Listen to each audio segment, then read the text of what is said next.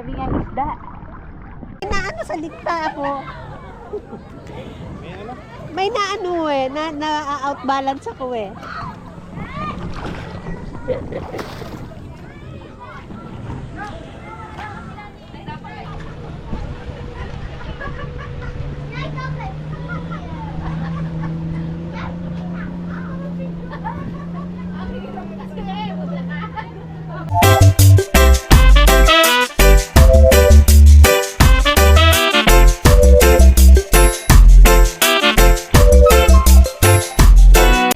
Morning po mga ka-neighbors and good morning po sa ating lahat.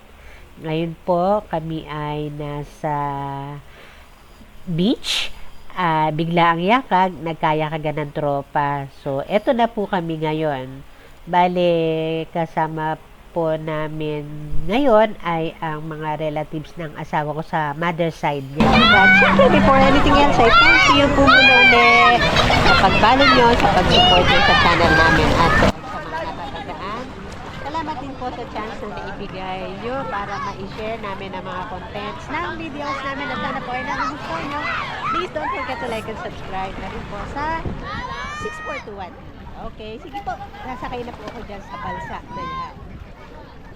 Ayan, akala ko kung ano yan, oh, parang snake na mahaba. So siguro siya ay pinakatali. Tama, tali nga ng balsa. Malalim.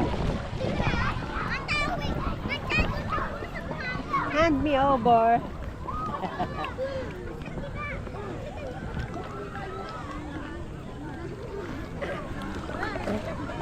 Wait lang.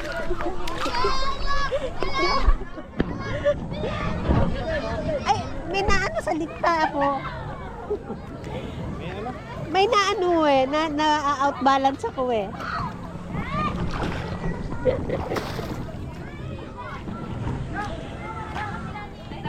Slide sa pa ako. Ay. Sakit ng binti ko eh, napahataw.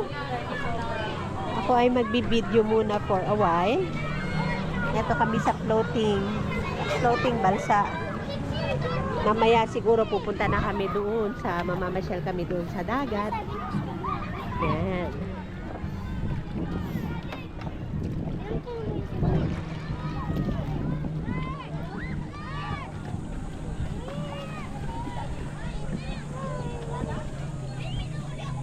Masyadong crowded kasi weekend, crowded yung place, pero sabi nung nag-guide sa amin mas matao dun sa kabilang side. Hello po, kabilang balsa.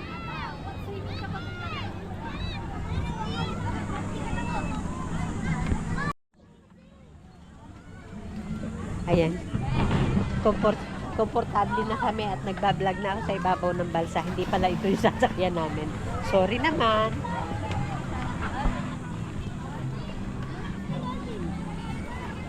Dapat wala ng tsinelas. Hindi ma, baka may isa. Malalim.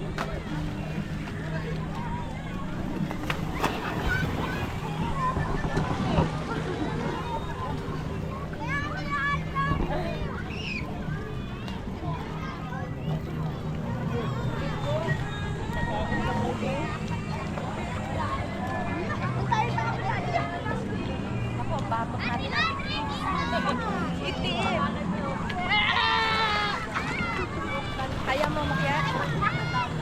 Oh, wala kayo.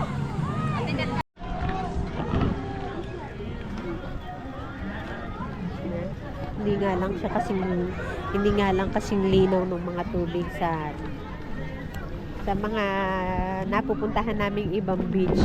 Pero talagang kapag tubig na masaya, masarap maglangoy. Ayan o. Hoy daw. Say hi. Ayan.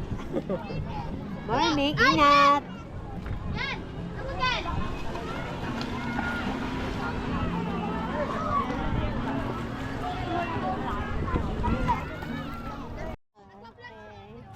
Hi, mga baby. Nagpa-vlog si ate dito. Oh. Ayan, nagpa-vlog si ate. Opo. Hello. Hello pa. kuya sa Facebook? 6421 TV.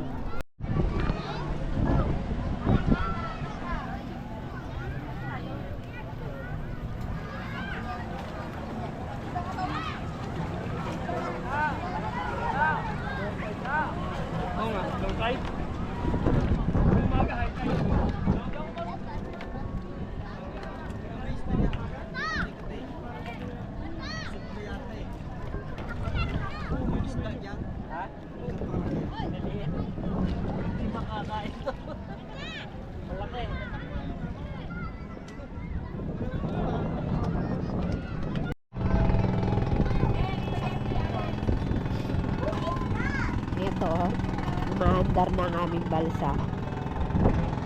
Ito pala, pagka pamimiliin ka kung saang lalim yung pupuntahan yung gusto mo. Legumes.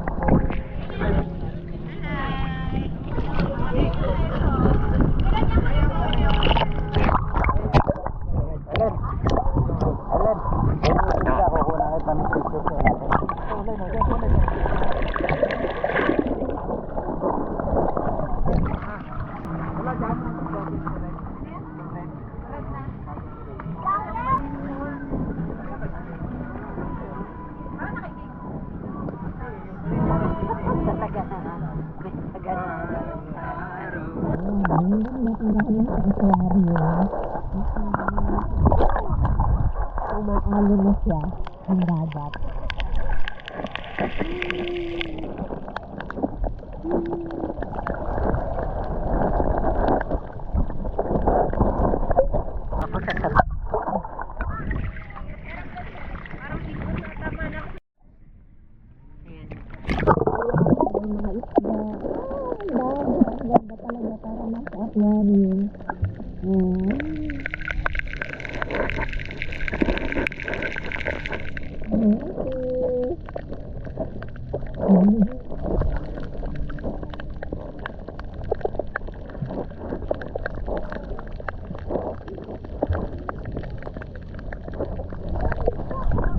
Dami nga isda.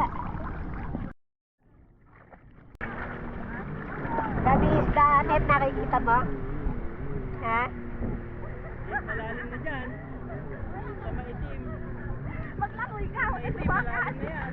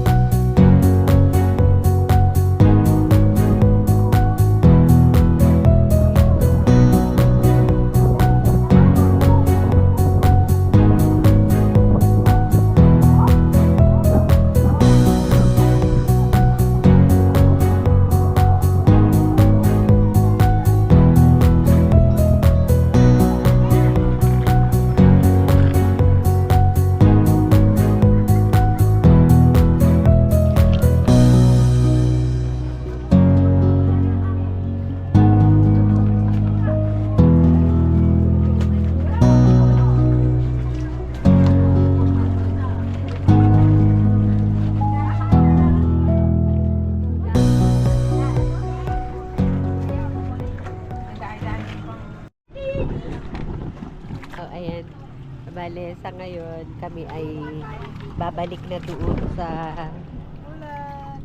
ayan, tulak daw. Kasi mababaw na masyado, oh. So, babalik na kami doon sa medyo unahan kasi ay mas malalim pa ang tubig doon kaysa dito. Kanina, mas malalim dito kaysa doon. Ngayon, baliktad na. Mas malalim na doon. Mamayang pagka nag-high tide na uli, ayun, saka na uli, gaganda yung tubig, lalalim na yung place. For the meantime, kami ay ayan, isinusulong nila yung balsa.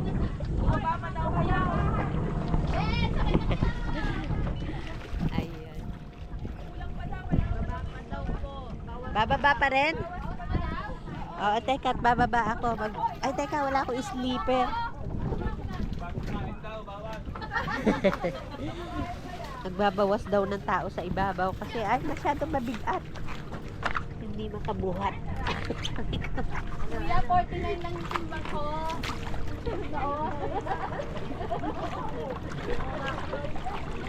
So, ayan. Kababa na kayo nakapagbawas na. So, nakakaandar na. Pala yung bato. Sinasabi.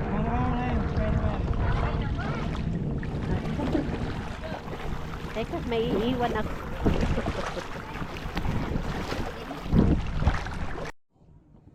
So, ayan, habang kami ay umaandar. So, kabisado nyo na po kung saan ang malalim-lalim na lugar. At kung saan kumakate. Oo. Oh. Bagay, sa tagal naman nila sa hanap buhay, kabisado na nila yung dagat. Ayan, oh, may fish. Hi, fish. Meron daw seahorse kanina, hindi ko nakita, hinahanap ko. Nakakita ka ng seahorse?